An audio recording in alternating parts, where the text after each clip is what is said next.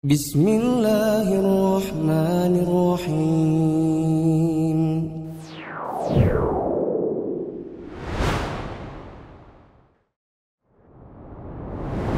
Bismillahirrahmanirrahim. Assalamualaikum warahmatullahi wabarakatuh.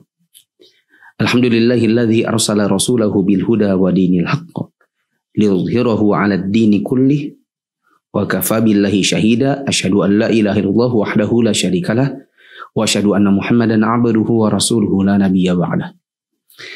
Teman-teman yang dirahmati Allah, pada video yang sebelumnya kita sampaikan bahwa hanya Allah yang berhak untuk kita sembah. Karena hanya Allah yang memiliki tanda-tanda kebesaran, hanya Allah yang telah menciptakan alam semesta, dan hanya Allah yang pernah mengklaim hal itu, dan tidak ada seorang pun di muka bumi ini yang berani melakukan klaim seperti itu. Karena Allah yang punya hak untuk kita sembah, maka kita harus tahu apa saja penyembahan atau peribadatan yang bisa kita tujukan kepada Dia. Penulis mengatakan berikut ini. Wa anwa'ul ibadati allati amara Allah biha mithlu al-islami wal imani wal ihsani wa minha ad-du'a'u wal khawfu wal raja'u wat-tawakkulu war-raghbatu war-rahbatu wal khusyu' wal khasyah wal inabah wal isti'anah wal isti'adah wal istighatsah wal dhabahu wan nadhru wa ghairu dzalika min anwa'il ibadati allati amara Allah biha. Di antara ibadah yang diperintahkan Allah Ta'ala untuk menjalankannya adalah Islam, iman, ihsan, berdoa, khauf atau takut kepada Allah, raja, berharap kepada Allah, tawakal atau berserah diri kepada Allah, rogbah, meminta kebaikan kepada Allah, robbah, cemas akan azab Allah, khusyuk atau merendahkan diri di hadapan Allah, khosyah, takut dan mengagungkan Allah, inabah, bertaubat kepada Allah, isti'anah, meminta pertolongan kepada Allah, isti'adzah, memohon perlindungan kepada Allah, istighotsah, meminta pertolongan kepada Allah dalam kondisi sulit, menyembelih, bernazar, dan segala bentuk peribadatan lain yang Allah perintahkan. Syekh Shalih bin Fauzan mengatakan, ibadah itu artinya adalah segala sesuatu yang mendatangkan kecintaan Allah, yang mendatangkan keridhaan Allah. Bisa jadi bentuknya perkataan, bisa jadi bentuknya perbuatan, bisa jadi dia nampak atau kelihatan, dan bisa jadi tersembunyi. Dan ini adalah definisi ibadah yang paling komprehensif yang pernah dipaparkan oleh Al-Imam Ibnu Taimiyah rahimahullah. Syekh Shalih bin Fauzan juga mengatakan bahwa ibadah itu terbagi menjadi dua bagian. Ada ibadah badan berupa pengucapan dengan lisan, contohnya seperti zikir. Ada ibadah hati, nanti insya Allah akan diberikan contoh-contohnya. Ada juga ibadah anggota badan, seperti sholat yang kita kerjakan setiap hari. Ada juga ibadah dengan menggunakan harta, seperti sedekah, zakat, dan lain-lain. Dan penulis membawakan beberapa contoh ibadah, seperti Islam, iman, ihsan, berdoa, khauf, roja, tawakal, rogbah, rohbah, khusyuk, khosyah, inabah, isti'anah, isti'adzah, istighatsah, nazar. Dan nanti insya Allah masing-masingnya akan diberikan penjelasan secara singkat. Ibadah-ibadah seperti ini hanya boleh ditujukan kepada Allah Ta'ala. Lantas bagaimana kalau ada orang mengatakan dirinya muslim, tetapi ibadah-ibadah seperti yang dicontohkan tadi dia tujukan kepada yang selain Allah? Maka jawabannya berikut ini. Kulluha lillahi ta'ala. Semua ibadah tersebut hanya boleh ditujukan kepada Allah Ta'ala semata. Wad dalilu qawluhu ta'ala. Dalilnya adalah firman Allah Ta'ala. وَأَنَّ الْمَسَاجِدَ لِلَّهِ فَلَا تَدْعُوا مَعَ اللَّهِ أَحَدًا. Dan sesungguhnya masjid-masjid itu adalah kepunyaan Allah. Maka janganlah kamu menyembah seorang pun di dalamnya di samping menyembah Allah. Quran Surah Al-Jin ayat 18. فَمَنْ صَرَفَ مِنْهَا شَيْئًا لِغَيْرِ اللَّهِ فَهُوَ مُشْرِكٌ كَافِرٌ.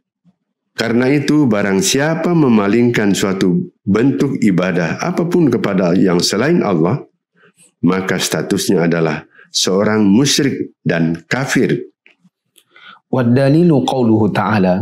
Dalilnya adalah firman Allah Ta'ala, وَمَنْ يَدْعُ مَعَ اللَّهِ إِلَهًا آخَرَ لَا بُرْهَانَ لَهُ بِهِ فَإِنَّمَا حِسَابُهُ عِنْدَ رَبِّهِ إِنَّهُ لَا يُفْلِحُ الْكَافِرُونَ. dan barang siapa menyembah Tuhan yang lain di samping Allah, padahal tidak ada satu dalil pun baginya tentang itu, maka sesungguhnya perhitungannya adalah di sisi Tuhannya. Sesungguhnya orang-orang yang kafir itu tidak beruntung. Quran Surah Al-Mu'minun ayat 117. Syekh Shalih bin Fauzan Al-Fauzan mengatakan, contoh-contoh ibadah yang sudah disebutkan tadi hanya boleh untuk Allah semata. Dan dari sini juga bisa dijawab pertanyaan, kalau ada orang muslim yang menunjukkan ibadahnya kepada yang selain Allah, bagaimana statusnya? Jawabannya adalah dia telah menjadi orang musyrik lagi kafir. Musyrik artinya seseorang melakukan perbuatan syirik, sedangkan kafir berarti orang ini telah melakukan perbuatan kufur yang bisa jadi menyebabkan dia keluar dari agama Islam. Berikut ini akan dijabarkan secara ringkas setiap contoh ibadah yang bisa ditujukan kepada Allah Ta'ala.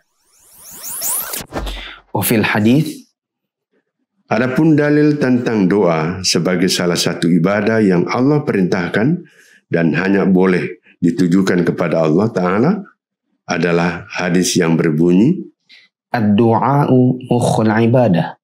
Doa itu adalah inti ibadah. Wad-dalilu qawluhu ta'ala. Dalil yang lainnya adalah firman Allah Ta'ala, wa qala rabbukum ud'uni astajib lakum innal ladzina yastakbiruna an ibadati sayadkhuluna jahannama dakhirin. Dan Tuhanmu berfirman, berdoalah kepadaku, niscaya akan kuperkenankan bagimu. Sesungguhnya orang-orang yang menyombongkan diri dari berdoa kepadaku akan masuk neraka jahanam dalam keadaan hina dina. Quran Surah Ghafir ayat 60. Penulis membawakan hadis, doa adalah inti ibadah. Meskipun sebenarnya hadis ini hadis yang dhaif, yaitu hadis yang diriwayatkan oleh Imam At-Tirmidzi, hadis nomor 3371 dari sahabat Anas bin Malik radhiyallahu anhu. Di dalam sanadnya terdapat rawi yang bernama Ibnu Luhai'ah dan derajat hadisnya adalah dhaif. At-Tirmidzi berkata ini adalah hadis gharib dari sisi sanad tersebut dan kami tidak mengetahui sanad yang lain kecuali dari Ibnu Luhai'ah. Hanya saja ada hadis yang senada tetapi lebih sahih, bunyinya ad-du'a'u huwal ibadah. Doa adalah ibadah. Ala kulli hal, ini adalah sekadar tambahan pengetahuan bahwa hadis ad-du'a'u mukhul ibadah itu adalah hadis yang dhaif, sedangkan yang sahih bunyinya ad-du'a'u huwal ibadah. Dan dari sini kita bisa ambil kesimpulan bahwa doa termasuk ibadah yang bisa kita tujukan kepada Allah. Nah, teman-teman yang dirahmati Allah, sudah sering kita sebutkan berkali-kali dalam video sebelumnya bahwa Allah adalah Tuhan kita dan kalau kita mau beribadah hanya boleh kepada Dia semata. Karena doa termasuk contoh ibadah, ini menunjukkan bahwa doa pun hanya boleh ditujukan kepada Allah semata. Tidak boleh kita berdoa kepada yang selain Allah. seperti berdoa kepada yang sudah mati. Kecuali kalau doa yang dimaksud ini adalah doa permintaan yang permintaan itu mampu dikerjakan oleh manusia yang masih hidup.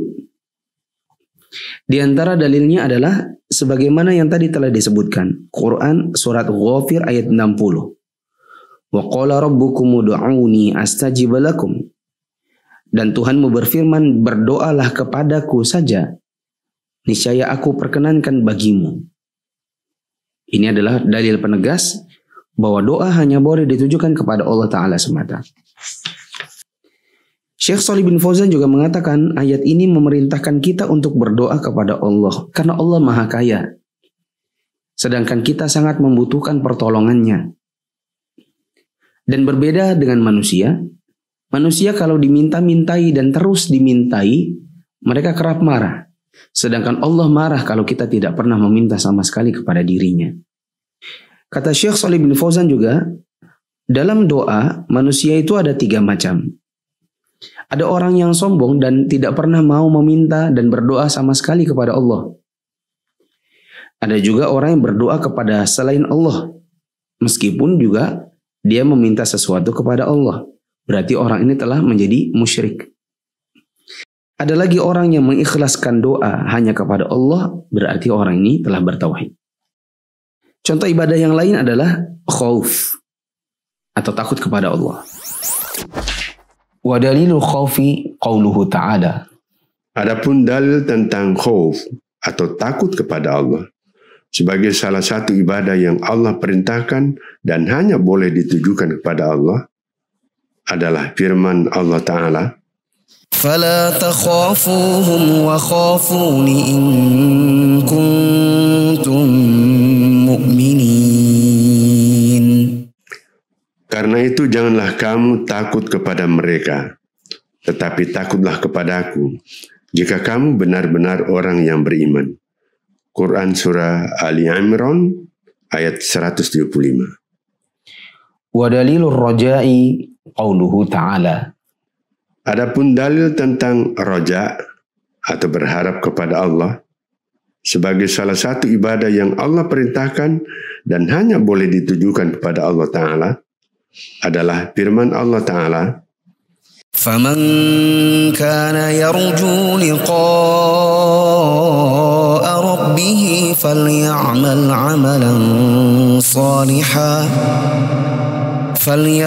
عَمَلًا صَالِحًا وَلَا يُشْرِكْ بِعِبَادَةِ رَبِّهِ أَحَدًا. barang siapa mengharap perjumpaan dengan Tuhannya, maka hendaklah ia mengerjakan amal soleh dan janganlah ia mempersekutukan seorang pun dalam beribadah kepada Tuhannya. Quran surah Al-Kahfi ayat 110. Penulis membawakan firman Allah, "Fala takhafuhum wa khafuni in kuntum mu'minin." Dan janganlah kamu takut kepada mereka, tetapi takutlah kepadaku jika kamu benar-benar beriman. Ini menunjukkan bahwa khauf atau rasa takut kita tujukan hanya kepada Allah Ta'ala semata. Begitu juga roja atau pengharapan hanya boleh kita tujukan kepada Allah Ta'ala semata berdasarkan firman Allah. Dan barang siapa mengharapkan perjumpaan dengan Tuhannya, maka hendaklah dia mengerjakan amal soleh dan janganlah ia mempersekutukan seorang pun dalam beribadah kepada Tuhannya. Syekh Shalih bin Fauzan menerangkan lebih rinci bahwa takut itu ada 2 macam. Ada takut yang nilainya ibadah. Nah, takut inilah yang hanya boleh kepada Allah Ta'ala semata. Adapun kalau ditujukan kepada jin, takut kepada syaitan, lalu memberikan sesembahan-sesembahan kepada mereka agar tidak diganggu, maka ini adalah takut yang sifatnya syirik. Ada takut yang sifatnya manusiawi, maka yang seperti ini bisa saja kita tujukan kepada yang selain Allah. Seperti seseorang takut kepada ular, kalajengking, sebagaimana juga seseorang takut kepada musuh, kepada preman. Maka ini adalah sesuatu yang manusiawi. Dan takut seperti ini tidak mengapa ditujukan kepada yang selain Allah karena dia sesuatu yang sekali lagi manusiawi. berharap pahala, berharap surga, berharap untuk selamat dari neraka. Ini juga merupakan ibadah yang disebut dengan roja. Penulis membawakan firman Allah Ta'ala, barang siapa yang berharap untuk bertemu dengan Tuhannya, maka hendaklah dia beramal soleh dan tidak mempersekutukan Allah dengan sesuatu apapun. Ini menunjukkan bahwa roja atau pengharapan hanya boleh diberikan kepada Allah semata. Hanya saja ada catatan bahwa seseorang itu baru dikatakan berharap dengan harap yang benar, dikatakan roja dengan roja yang benar apabila dibarengi dengan amal soleh. Tidak benar apabila ada orang mengatakan dia berharap untuk bertemu Allah nanti di surga, sementara dia tidak pernah beribadah kepada Allah. Dan seseorang itu baru dikatakan beramal dengan amal yang soleh dengan benar bila amalnya memenuhi dua syarat. Syarat yang pertama adalah ditujukan kepada Allah semata. Yang kedua, ibadah yang dia kerjakan untuk Allah tadi dia kerjakan sesuai dengan tuntunan Rasulullah Sallallahu Alaihi Wasallam. Para ulama mengatakan syaratnya berarti dua: ikhlas, ittiba. Ikhlas ini untuk Allah semata. Ittiba itu artinya sesuai dengan contoh Rasulullah. Di antara ibadah yang lain adalah tawakal dan rohbah khusyuk. Wa dalilu tawakkuli qauluhu ta'ala. Adapun dalil tentang tawakal atau berserah diri kepada Allah sebagai salah satu ibadah yang Allah perintahkan dan hanya boleh ditujukan kepada Allah Ta'ala adalah firman Allah Ta'ala, وَعَلَى اللَّهِ فَتَوَكَّلُوا إِن كُنتُم مُّؤْمِنِينَ. dan hanya kepada Allah hendaknya kamu sekalian bertawakal jika kamu benar-benar orang beriman. Quran Surah Al-Ma'idah ayat 23. Wa qauluhu ta'ala.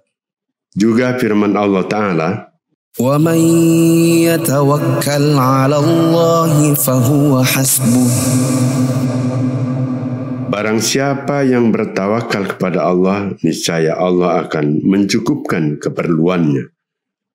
Quran Surah At-Tolak ayat 3. Wa dalilur raghbati warrahbati wal khusyu'i qauluhu ta'ala. Adapun dalil tentang rohbah, meminta kebaikan kepada Allah, rohbah, cemas akan azab Allah, dan khusyuk, merendahkan diri di hadapan Allah, sebagai salah satu ibadah yang Allah perintahkan dan hanya boleh ditujukan kepada Allah Ta'ala semata, adalah firman Allah Ta'ala, إنهم كانوا يسارعون في الخيرات ويدعوننا رغبا ورهبا وكانوا لنا خاشعين. Sesungguhnya mereka adalah orang-orang yang selalu bersegera dalam mengerjakan perbuatan-perbuatan yang baik, dan mereka berdoa kepada kami dengan harap dan cemas, dan mereka adalah orang-orang yang khusyuk kepada kami. Quran Surah Al-Anbiya ayat 90. Syekh Shalih bin Fauzan mengatakan di antara ibadah yang kita bisa kerjakan, yang kita tujukan hanya untuk Allah semata, adalah tawakal. Artinya berserah diri. Begitu juga rohbah atau meminta kebaikan Allah. Rohbah artinya cemas akan azab Allah. Khusyuk yaitu merendahkan diri di hadapan Allah. Ini semua merupakan peribadatan yang kita bisa tujukan kepada Allah semata. Ada catatan Syekh Shalih bin Fauzan, tawakal itu artinya menyandarkan dan menggantungkan diri kepada Allah. Berarti seseorang apabila melakukan sebuah usaha misalnya, hasilnya dia sandarkan kepada Allah Ta'ala, itu artinya dia bertawakal. Sering kita mendengar perkataan orang, belajarlah. Adapun hasilnya nanti di ujian, kita tawakal kepada Allah. Catatan yang lain adalah tawakal itu baru benar bila disertai mengambil sebab. Dan tawakal tok tanpa ada sebab itu adalah tawakal yang keliru. Kita sering mendengar hadis Nabi SAW tentang seorang sahabat yang melepaskan hewannya begitu saja, lalu dia masuk ke dalam masjid dan mengatakan, saya mau sholat. Ketika ditanya bagaimana dengan hewannya, dia bilang tawakal kepada Allah. Lalu diluruskan, tawakal itu ikat dulu hewanmu, baru kamu tawakal. Itu artinya mengambil sebab. Hewan tidak lari, tidak dicuri, tidak hilang dengan cara diikat terlebih dahulu. Sama seperti kalau kita mau tidur atau kita bepergian. Rumah tentu kita kunci. Jendelanya kita tutup. Tidak mungkin kita pergi tidur atau pergi bersafar lalu kemudian kita katakan sudah rumah buka saja pintunya, jendelanya nggak usah dikunci, tawakal kepada Allah. Ini tawakal yang salah. Sama lagi ketika ada orang mau ujian lalu dia mengatakan saya nggak mau belajar, saya tawakal kepada Allah. Ini adalah tawakal yang salah. Ada orang mengatakan saya berharap rezeki turun dari langit, tapi di rumah tidur saja, tidak keluar rumah untuk mencari nafkah. Ini juga tawakal yang salah. Maka tawakal itu harus dengan mengambil sebab. Teman-teman yang dirahmati Allah, di antara ibadah yang juga kita patut untuk tujukan kepada Allah adalah rohbah dan khusyuk. Disebutkan tadi di dalam surat Al-Anbiya ayat 90, sesungguhnya mereka adalah orang yang senantiasa bersegera dalam mengerjakan perbuatan baik. Mereka berdoa kepada kami dengan rohbah. Dan mereka juga kepada kami adalah orang-orang yang khusyuk. Dan mereka yang dimaksudkan di dalam surat Al-Anbiya ini adalah para nabi. Ini menunjukkan bahwa rohbah dan khusyuk adalah termasuk di antara amalan dan ibadahnya para nabi. Catatan yang terakhir dari Syekh Shalih bin Fauzan, kalau ada orang beribadah tapi mengatakan saya beribadah semata-mata karena cinta, bukan karena takut. Atau saya beribadah kepada Allah semata-mata karena rasa takut, bukan karena cinta. Atau saya beribadah kepada Allah semata-mata karena takut dan cinta, bukan karena berharap. Maka semua ini adalah perkataan yang salah. Karena yang benar, seseorang beribadah kepada Allah menggabungkan ketiganya. Berharap, cinta, dan karena takut kepada Allah Ta'ala. Wallahu a'lam bishawab. Insyaallah kita akan lanjutkan pada video yang akan datang. Subhanakallahumma wa bihamdika asyhadu an la ilaha illa anta astaghfiruka wa atubu ilaik.